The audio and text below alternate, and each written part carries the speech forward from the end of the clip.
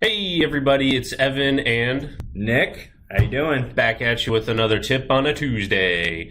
So Nick, I've been playing around with test points here, and what I'm looking to do is I have a torque wrench here, and I want to average up these standards here onto this average line, or possibly maybe into another column. I don't know how what would be the best way to go about this, but Yes, my friend, that would be with a formula. So let's go ahead and set up a formula to calculate that for us. So as you can see, I'm linked to a template on here. So we're gonna go ahead and launch the template and take a look at how this template is set up.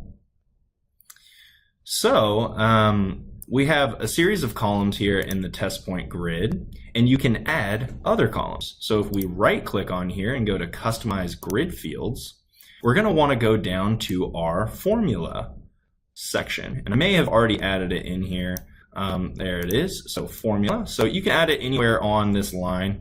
And as you can see, what populates on the 4th line, 8th line, 12th line is a formula that I've created.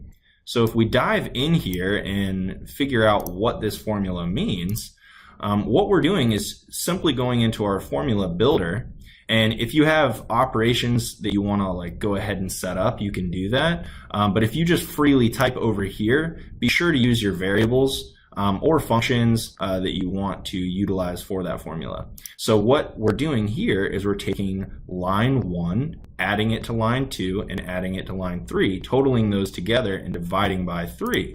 So by just simply putting that in here now, whenever I calculate my as found or as left readings, it's going to average those. So let me show you how to do that to make sure that you can utilize it properly. So we hit OK, close out of here, and we're going to calibrate this torque wrench. So we go in here to calibration, and let's just go ahead and skip on down to calibration results, since that's what we're worried about here. And we begin to plug in our values, and we'll offset them a little bit. And then when we get to this average line, what we do is just type 1 and hit enter. And then it will calculate whatever the average is for those 3 lines. Okay?